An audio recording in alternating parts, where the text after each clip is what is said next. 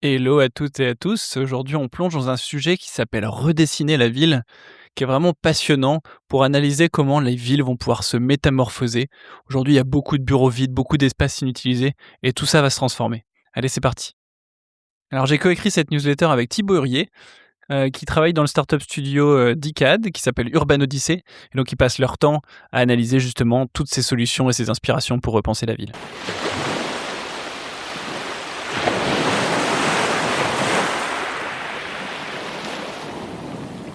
Avant de démarrer, je voulais vous parler de mon partenaire Goodvest, sans qui je ne pourrais pas produire ce podcast.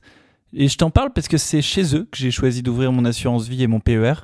En fait, quand j'ai commencé à me poser des questions sur l'impact de mon épargne et que j'ai voulu passer à l'action, j'avais vraiment peur de me tromper. Il y a tellement de greenwashing, de labels durables qui n'en sont pas.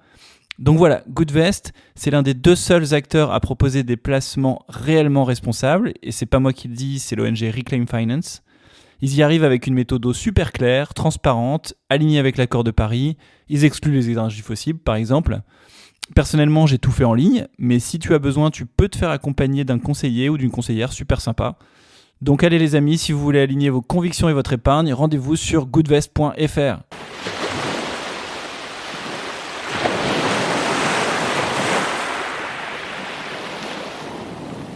Alors comme d'habitude, on va commencer par quelques chiffres. Déjà, première chose, il nous manque des centaines de milliers de logements. On a besoin de plus de logements pour le même nombre d'habitants. En 1968, on était 3 personnes, 3 occupants par résidence principale. Aujourd'hui, le nombre moyen, c'est 2,16. Donc on a besoin de beaucoup plus de logements. C'est en partie dû à l'augmentation des divorces, mais pas que. Alors, deuxième chiffre que je voulais partager, qui est vraiment impressionnant, c'est sur l'artificialisation des sols. On artificialise 24 000 hectares de surface naturelle chaque année pour construire en France. C'est 5 terrains de foot par heure.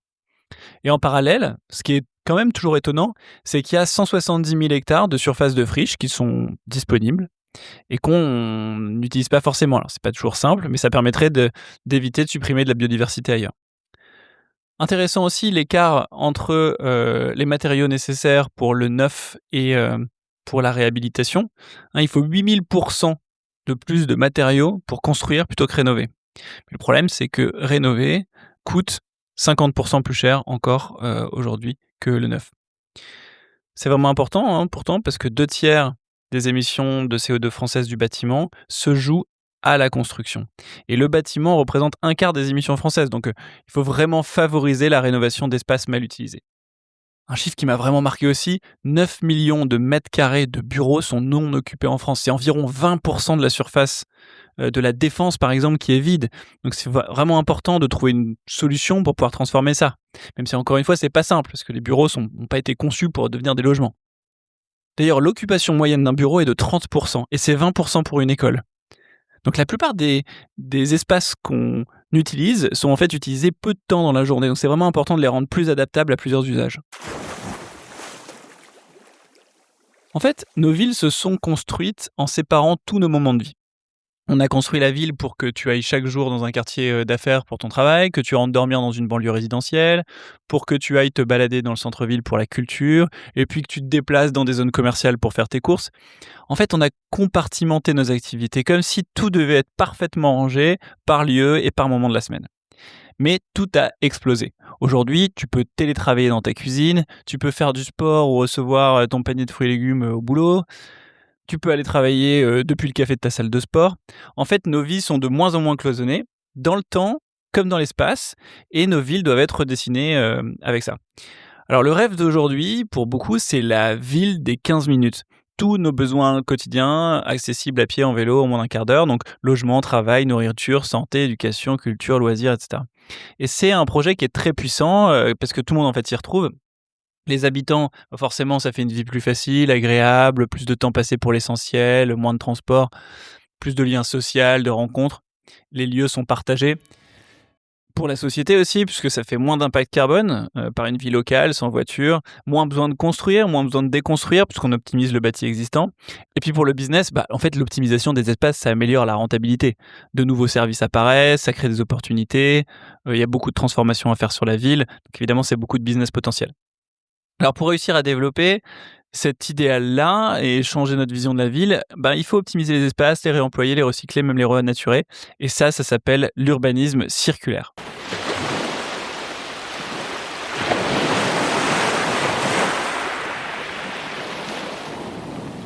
Alors, il y a Christine Lecomte qui est co-auteure avec Sylvain Grisot d'un livre qui s'appelle Réparons la ville, qui dit que 80% de la ville de demain est déjà sous nos yeux. Et en fait, c'est cette ville-là qu'il va falloir adapter. En fait, on est accro au neuf, mais la ville de demain existe déjà. Il faut penser à transformer l'existant, donc construire la ville sur la ville.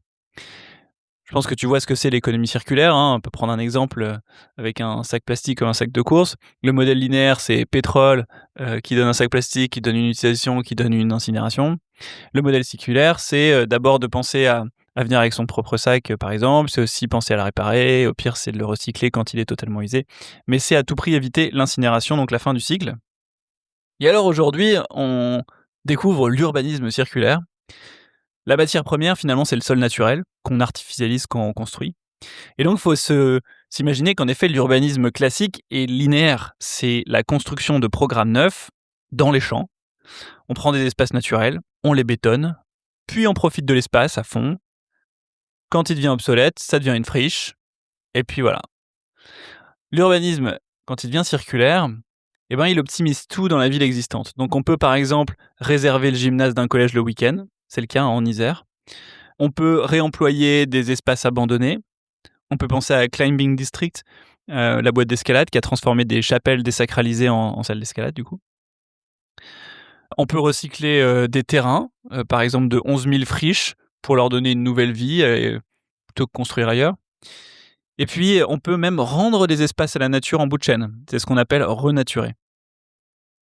L'objectif, c'est d'éviter de construire. C'est aussi éviter de déconstruire pour créer moins de déchets, moins de perte d'énergie. C'est éviter l'étalement urbain, ces fameux lotissements qui s'étalent sur des kilomètres et des kilomètres avec des maisons individuelles, par exemple, pour ne pas consommer plus d'espace naturel qu'aujourd'hui. Et c'est surtout créer du bonheur parce que quoi de mieux qu'une ville parfaitement adaptée aux besoins du moment, où tout est à portée de main en 15 minutes, où il y a du partage, où il y a plus de liens humains.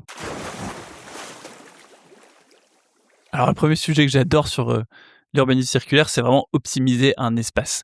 En fait, on peut déjà optimiser, par exemple, des plages horaires. Il y a tellement d'idées hyper inspirantes. Les collèges de l'Isère, on en parlait tout à l'heure, ils mettent à disposition leurs locaux en dehors des temps de classe. Donc, tu peux réserver le gymnase, l'auditorium, des salles polyvalentes le week-end. Si tu veux organiser une activité avec ton asso, si tu veux faire une réunion de famille, même tu peux. Et ça a tellement marché, ce projet, que c'est devenu un projet national. Et tu peux aller voir sur Espace sur demande. En fait, Espace sur demande, c'est une plateforme qui a été créée du coup par l'État, qui te permet de réserver en ligne n'importe quel espace public dans ta ville. Et ça paraît tellement logique. Des centaines d'espaces publics sont vides en dehors de leur plage d'utilisation, donc en dehors de la semaine par exemple. Et pourquoi pas en profiter plutôt que construire ailleurs. Et d'ailleurs, il n'y a pas que les espaces publics qui sont sous-utilisés évidemment. J'adore par exemple le cas de l'hôtel du Simplon à Lyon. Une fois le petit déjeuner débarrassé, en fait, ils mettent à disposition la salle de restaurant au profit des petites cantines. Et les petites cantines, c'est un réseau non lucratif de cantines de quartier. Donc c'est hyper sympa. Tout ça, c'est de la mutualisation. C'est un espace qui profite à d'autres, à des heures différentes pour le même usage, sans que ça gêne les premiers, quoi. Alors, il y a 3 autres exemples que je voulais partager qui sont aussi sympas comme ça. Il y a la ville de Paris qui ouvre les cours d'école et de collège au public le samedi pour faire plein d'activités. Il y a des animations d'associations, il y a aussi des cours qui peuvent devenir des îlots de fraîcheur. J'avais vu ça en cas de canicule pour justement tout public. Il y a un truc intéressant aussi, c'est un resto universitaire qui s'appelle le Mab Lab, qui devient un espace de coworking l'après-midi. Donc pareil, très malin. On peut aussi penser à Home Exchange, qui te permet de partager ta maison quand tu es parti pour d'autres familles en vacances. Et il y a même Office Rider qui te permet de louer ton salon, ta maison, ta cuisine, etc. pour des séminaires à des entreprises. Donc pareil, quand tu n'es pas là dans ton logement, tu peux t'en servir pour le louer à des entreprises qui ont besoin. En fait, c'est vraiment passionnant parce qu'on doit être capable de beaucoup plus optimiser. Ça s'appelle de l'hybridation, partager un espace pour des usages différents. Alors après, il y a le co-living dans ce type de partage. C'est un peu comme la colocation, mais avec une dimension communautaire, une dimension de service aussi, puis une professionnalisation du sujet. Par exemple, l'Acasa ou Ivinest, c'est des co-living de jeunes qui sont en quête d'une vie de communauté plus importante. On a par exemple Compose, où on est sur des solos en transition. On a Fratrie sur, des jeunes actifs avec et sans handicap qui se mélangent. On a ensuite Domani avec des seniors, dans des habitats partagés. Il y a Lazare avec des personnes sans abri et des jeunes actifs dans des colocs. Il y a les familles monoparentales qui peuvent se retrouver dans des co-living, dans des résidences qui s'appellent communes. Donc voilà, les co-living, c'est une optimisation du bâtiment qui bénéficie à tout le monde en fait. C'est partager un logement parce que ça réduit, l'isolement, la solitude, les maladies mentales qui en découlent, ça améliore la qualité de vie et cetera. Et puis, ben, forcément, ça crée un meilleur équilibre de vie, ça permet d'avoir des plus grands espaces à vivre et d'un point de vue environnemental, c'est évidemment, très, très bon. Puisqu'une personne qui vit seule émet 3 fois plus de CO2 en fait, sur son logement qu'une personne, qui vit, dans un foyer de 5 personnes. Donc plus on partage les logements, moins on a besoin de construire et c'est top pour la société aussi. Alors dans la partie, optimisation, il y a aussi la création de tiers-lieux. Là, c'est vraiment quand on va jusqu'au bout, du partage. Il s'en crée partout en France, hein, il y en a à peu près 3 500 sur le territoire. Donc là, c'est un mix d'activités dans un lieu ouvert au public. Donc par exemple, la cité fertile de Pantin, qui est super inspirante. Tu peux y trouver sur 1 hectare des restaurants, des bars, des événements, du sport, de la culture, des espaces de travail, des lieux de formation, un potager, une serre. Il y a une cour de sensibilisation à la biodiversité. Bref, c'est un vrai lieu de vie. L'UNESCO a fait vraiment une super étude sur les tiers-lieux parce que c'est vraiment quelque chose de puissant en fait. Et moi, j'ai appris dans cette newsletter qu'au XVIIe siècle, tout le business se passait dans ce type de lieu en fait. C'était pas des tiers-lieux, c'était le centre de l'activité. Il y avait des lieux comme ça et tous les gens se retrouvaient et c'est là que se faisaient les transactions et cetera. Et j'ai bien l'impression qu'on va y revenir en fait. On va revenir à ça avec des modèles peut-être un peu moins alternatifs que ce qu'on voit, aujourd'hui, parce qu'on a vraiment besoin de se retrouver. Le chiffre d'affaires global de ces lieux, assez atypiques aujourd'hui, c'est, un peu moins de 900 millions d'euros en 2023. Par contre, ça reste généralement des modèles économiques assez fragiles, hein. Il y a, à peu près la moitié du revenu qui vient de subventions publiques. Il y a quelques acteurs qui arrivent à être experts et je pense à bénéficier d'économies d'échelle et puis de structuration en multipliant, pas mal, notamment Cult Place ou Signy et Oco qui semblent des modèles plus solides. Alors dans toute cette notion de partage, il y a aussi, l'optimisation de la transition entre les travaux. C'est assez intéressant, ça s'appelle l'urbanisme transitoire. Comment est-ce qu'on s'insère entre la fin d'un projet et le début d'un autre, en fait? C'était tout le jeu de Morning, hein, les coworking. Aujourd'hui, c'est une super boîte qui fait 100 millions d'euros de chiffre d'affaires. Mais elle s'est vraiment lancée, Clément a lancé ça, en créant des coworking dans des espaces, qui étaient en transition entre 2 projets, parce que ça permettait d'avoir un lieu pas cher, qui permettait de lancer un coworking. Si on prend l'exemple de l'hôpital Saint-Vincent-de-Paul dans le 14e à Paris, en fait, il a fermé ses portes en 2011 et il devient aujourd'hui un énorme programme d'écoquartier avec 600 logements, 8 500 m² de commerce, 5 400 m² d'équipements publics et cetera, culture et tout. Mais on peut se demander ce qui s'est passé, pendant 14 ans, entre 2011 et 2025. Et en fait, de 2015 à 2020, le lieu a accueilli les Grands Voisins, dont tu as peut-être déjà entendu parler. C'était une des plus grosses occupations temporaires qui a jamais été réalisée en Europe. Il y avait par exemple l'association Aurore qui a créé 300 places d'hébergement temporaire dans les chambres d'hôpital pour lutter contre l'exclusion.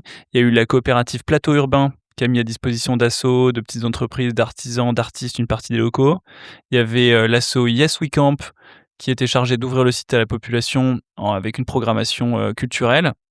Donc en fait, ces périodes de transition, c'est des super moyens d'innover pour ceux qui veulent bénéficier de locaux à prix accessible, pour lancer des projets. Et c'est vraiment gagnant pour tout le monde. C'est une optimisation financière du lieu vide, parce que c'est quand même loué pendant la transition. Ça crée du lien social, ça crée beaucoup d'innovation, de créativité, et ça évite de construire ailleurs. Ensuite, ce qui est très intéressant aussi, c'est de réemployer un espace.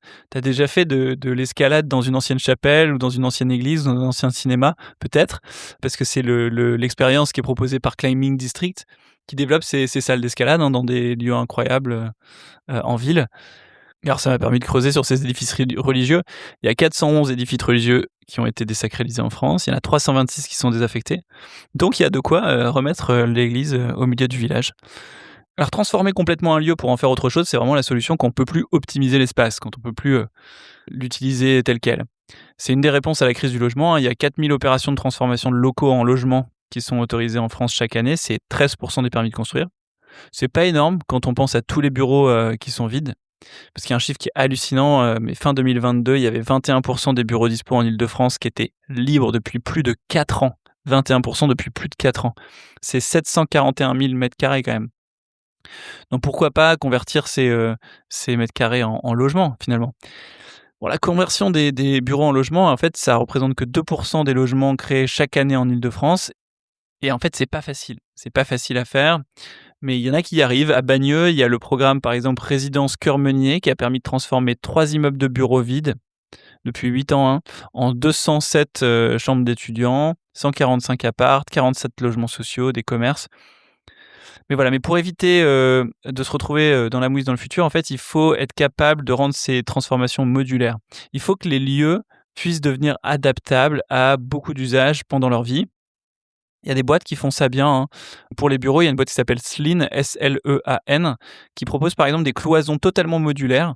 Donc tu peux réaménager tes bureaux sans travaux, en fait, tout simplement, hyper facilement, c'est vraiment pas bête. Et à Bruxelles, il y a un projet qui s'appelle Circular Retrofit Lab. En fait, ça a permis de rénover des logements étudiants des années 70 sur un modèle de conception complètement réversible. Donc les matériaux qui sont utilisés sont démontables, sont réutilisables, on peut tout réassembler autrement.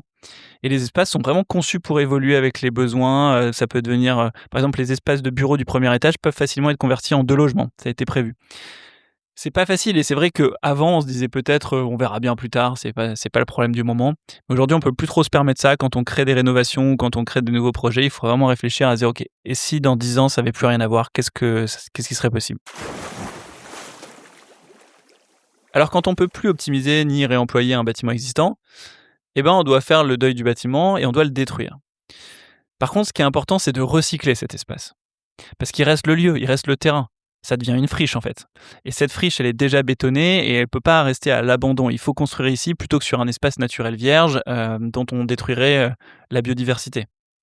En 2021, il y a la loi Climat et Résilience qui a fixé l'objectif zéro artificialisation nette à l'horizon 2050 avec un objectif intermédiaire de réduction de 50% d'ici 2031. Donc il est plus possible de construire neuf sur un terrain naturel. Le seul moyen de le faire, c'est en fait de réaliser un échange, donc une compensation foncière. Donc en fait transformer un autre terrain artificialisé en terrain naturel. Bon déjà c'est très compliqué. Pour un aménageur, dont le métier c'est de construire et pas de désartificialiser, de débitumer un parking, dépolluer une friche, etc. Mais en plus, peut-être que d'un point de vue comptable, ça peut paraître ok de artificialiser d'un côté et désartificialiser de l'autre. Mais d'un point de vue biodiversité, ça marche pas comme ça, parce que la biodiversité qu'on va supprimer quelque part, elle va pas être reconstruite du jour au lendemain ailleurs. Ça marche pas aussi facilement que ça dans la nature, évidemment. Alors, il y a quand même de magnifiques projets qui transforment des friches, justement, pour éviter de perdre ces espaces bétonnés. À Tourcoing, il y a une ancienne filature abandonnée qui est devenue pleine image. C'est un lieu dédié aux industries numériques et créatives. À Ibos, près de Tarbes, il y a une ancienne friche commerciale qui s'est transformée en tiers-lieu, qui s'appelle l'usine Bostik. À Saint-Arnoux, il y a une ancienne fromagerie industrielle qui va devenir un lieu avec des logements. Et alors, il y a de quoi défricher, puisqu'il y a une application qui s'appelle Cartofriche qui recense toutes les friches et il y a 11 000 friches en France, donc c'est quand même énorme. Il y en a moins de 200 qui sont reconvertis et il y en a plus de 6 000 qui n'ont aucun projet de reconversion. Donc, il y a beaucoup de projets à lancer. Et il y a même un fonds friche qui a été lancé en 2021 pour booster la réhabilitation des friches. Donc c'est vraiment un gros potentiel entrepreneurial à creuser. Et alors la dernière étape, l'étape ultime du recyclage de l'espace, donc de l'économie circulaire de l'urbanisme, c'est de renaturer un espace. Donc c'est renaturer les sols artificialisés, c'est ce qu'on se disait juste avant. Si on n'a pas réussi à optimiser un bâtiment, ni à le réemployer, qu'on n'a rien réussi à faire avec cette friche, eh ben, il faut rendre cet espace à la nature. Donc à Sevran, il y a la friche industrielle de l'ancienne usine Kodak qui a été dépolluée et puis convertie en zone de nature et de refuge de biodiversité. Il y a beaucoup aussi de projets de plantation de mini-forêts urbaines. On les appelle des forêts parfois Miyawaki. C'est particulièrement adapté pour les zones denses sur des sols dégradés comme en bordure d'autoroute par exemple à Mulhouse. Par contre, il faut faire attention parce qu'on pourrait se dire mais bien sûr, rendons un maximum d'endroits à la nature, etc. Mais bon, dépolluer un lieu, ça demande quand même beaucoup, beaucoup d'énergie, y compris fossile, quoi, hein. Donc il faut, mieux utiliser ces lieux pour éviter de construire sur du naturel ailleurs. C'est quand même le plus logique.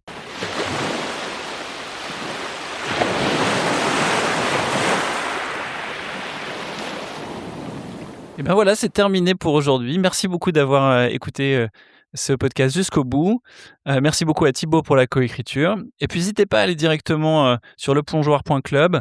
Il y a notamment ces 2 newsletters Redessiner la ville, partie 1, partie 2, avec aussi une deuxième partie, que vous pouvez retrouver avec toutes les inspirations possibles sur le sujet, avec tous les liens, et toutes les initiatives de projets en train de se lancer. À bientôt!